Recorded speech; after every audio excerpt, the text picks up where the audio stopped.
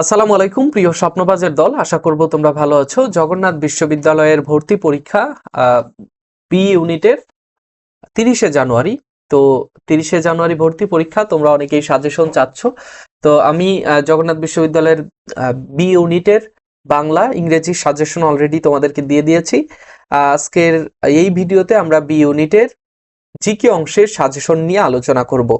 আচ্ছা, সাজেশন বলতে তোমরা অনেকেই যেটা বুঝো যে ভাইয়া টপিকের এই ইনফরমেশনটা ইম্পর্টেন্ট, ওইটা ইম্পর্টেন্ট, ঠিক আছে, কিন্তু আমরা এত গভীরে যেতে পারছি না, অনেক ভিডিও অনেক লং হয়ে যায়।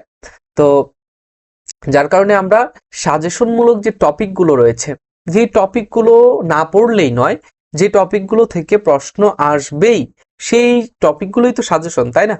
তো তোমরা আশা করব এই ভিডিওতে যে টপিকগুলো আলোচনা করব সেই টপিকগুলো ব্যতীত বাকি যে টপিকগুলো, ব্যতীত না, এই টপিকগুলো সহ যত টপিক আছে সবগুলো একবার করে অন্ততপক্ষে পড়তে হবে।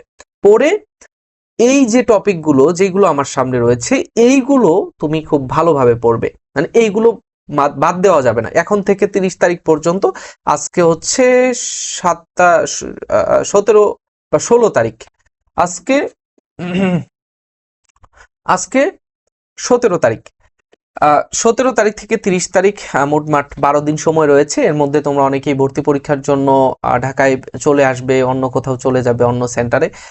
তো যার কারণে আমাদের কিন্তু এই 12 দিনের মতো সময় রয়েছে, 11-12 দিন। এই কয়েকদিনের মধ্যে যে কয়েকটা টপিক দিব পুরো ঝাঁঝরা করে ফেলবা এবং টপিকের উপরে পরীক্ষা দিবা। টপিকের উপরে কি দিবা? পরীক্ষা দিবা। অথবা তোমার যেই টপিকটা যেই বই থেকে পড়েছো তার শেষে প্র্যাকটিস রয়েছে, সেই প্র্যাকটিসগুলো তুমি করতে পারো। অফলাইন অনলাইন যেখানে পারো প্র্যাকটিস করো, পরীক্ষা দাও। যেখানে ল্যাকিং রয়েছে সেগুলো তুমি পূরণ করো, ঠিক আছে? আচ্ছা, দেখো আমরা একটু আলোচনার মধ্যে চলে আসি। ওকে, দেখো এখানে আমি স্টার দিয়ে দিয়েছি, তোমরা চাইলে স্ক্রিনশট দিয়ে রাখতে পারো, অথবা তোমাদের হাতের কাছে যদি নোট থাকে, নোট পেপার থাকে, তোমরা নোট করে রাখতে পারো। দেখো, জিকে অংশের মধ্যে দুটো অংশ রয়েছে, বাংলাদেশ আন্তর্জাতিক, এগুলো আগেই তোমরা জানো। সেখান থেকে বাংলাদেশ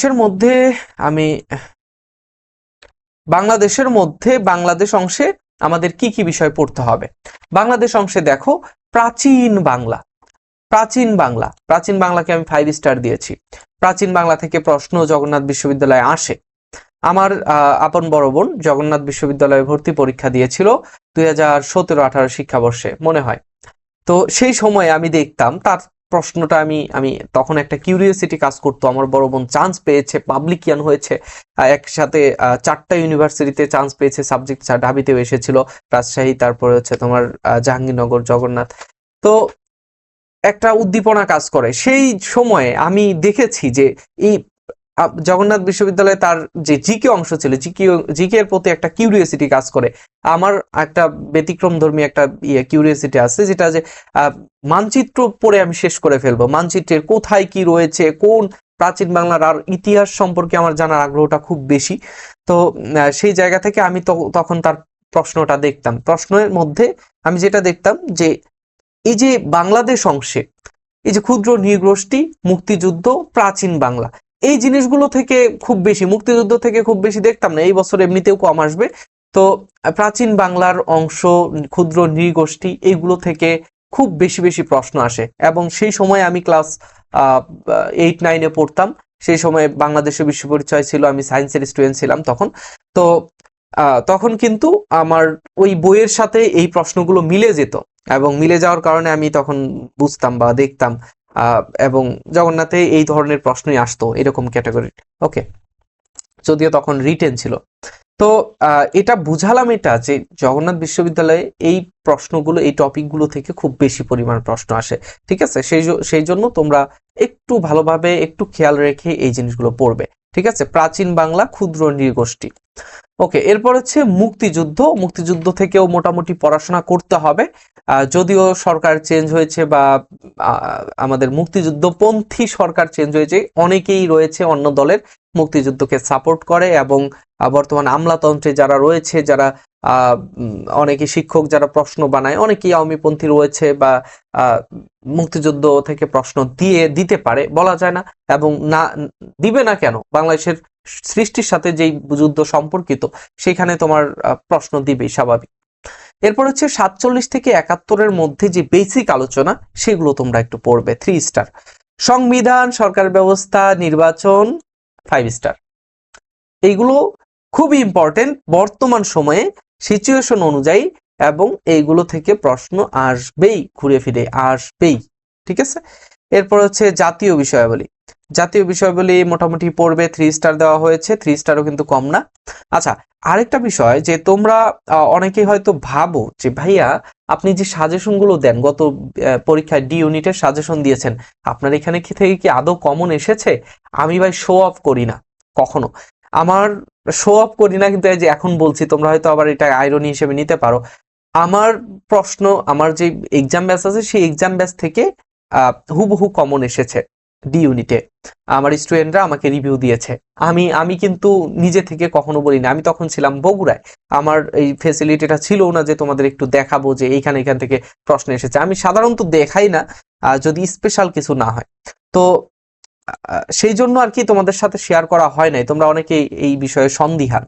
তো এই যে টপিকগুলো দিচ্ছি এগুলোই দিয়ে দিবে, ভাইয়া বলবা যে ভাইয়া হয়তো আপনি চাপা মারতেছেন না, তুমি প্রশ্ন দেখো, ডি ইউনিটের প্রশ্ন দেখো, আর আমার ডি ইউনিটের সাজেশনের ভিডিও দেখো, তাহলেই বুঝতে পারবা, ঠিক আছে। আচ্ছা, এরপরে আরেকটা বিষয় যে কি যেন বলতে চাইলাম, আচ্ছা ভুলে গেছে, এখন পরে বলবো। বাংলাদেশের ভূ প্রকৃতি, এটা নিয়ে তুমি 3 স্টার দিয়েছি, এটা তুমি 3 স্টার দিয়ে পড়াশোনা করবা। এরপর হচ্ছে বাংলাদেশের নদ নদী ও আন্তর্জাতিক, এখানে আন্তর্জাতিকটা যদিও এই পাশে থাকার কথা ছিল, আমি এই পাশে একবারে লিখে দিয়েছি।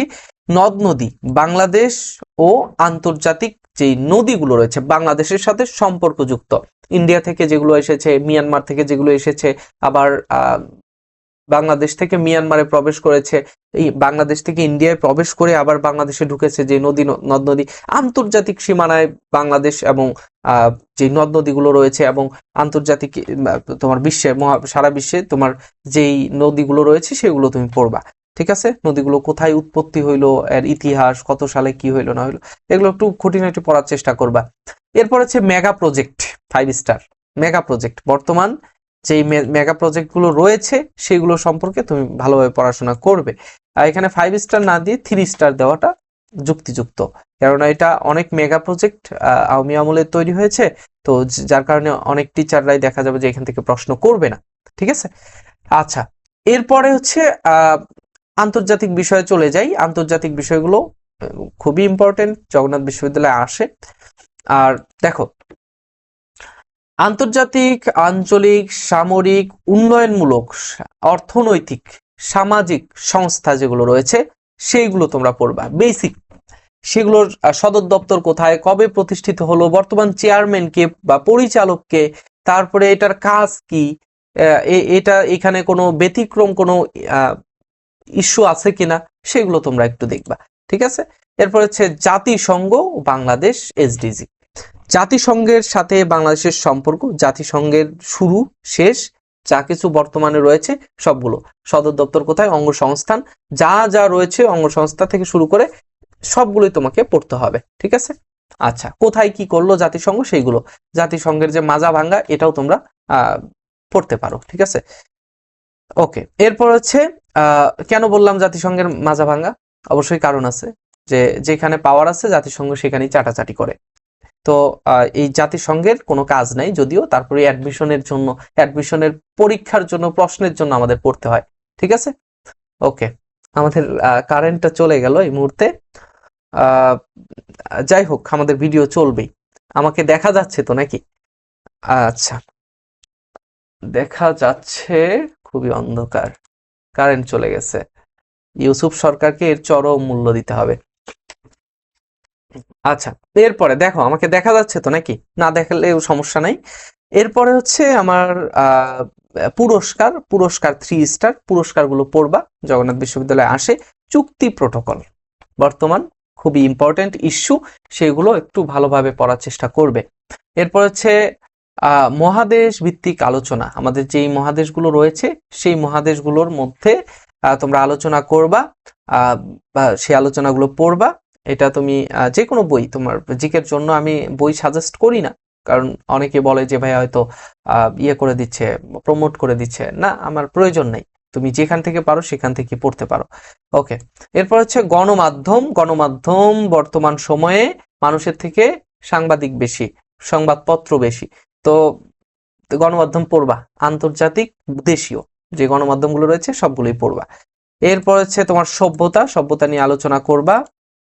এরপর হচ্ছে পুরাতন ও বর্তমান নাম, এটা বাংলাদেশ আন্তর্জাতিক দুইটাতেই পড়তে হবে। এরপর হচ্ছে খেলাধুলা, ইম্পর্টেন্ট, খেলাধুলাটা বর্তমান খুব বেশি ইম্পর্টেন্ট।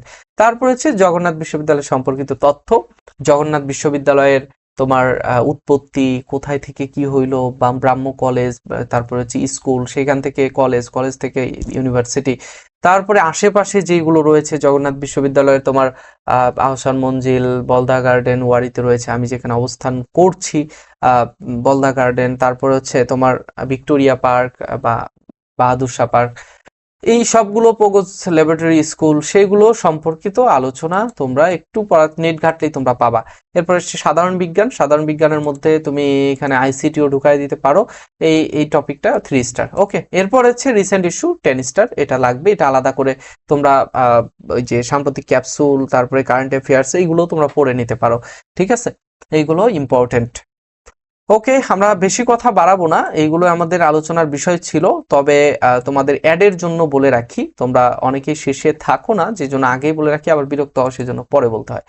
আমাদের জগন্নাথ বিশ্ববিদ্যালয়ের বি ইউনিটের জন্য, অন্ধকার হয়ে গেছে অলরেডি, জগন্নাথ বিশ্ববিদ্যালয়ের বি ইউনিটের জন্য আমাদের একটা এক্সাম ব্যাচ রয়েছে।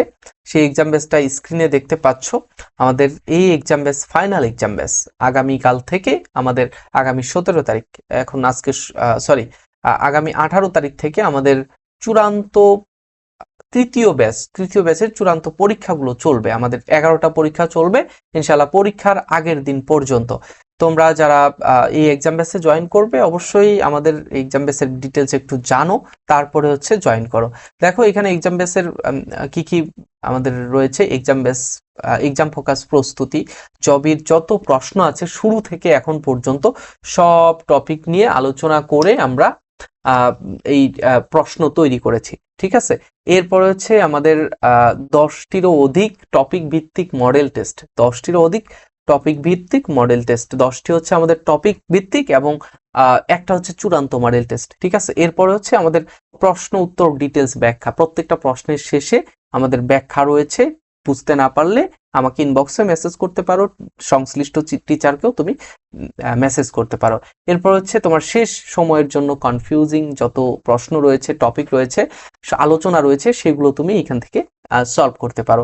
এরপর হচ্ছে কমন আসার মতো ম্যাক্সিমাম প্রস্তুতি তুমি এখানে পেয়ে যাবে।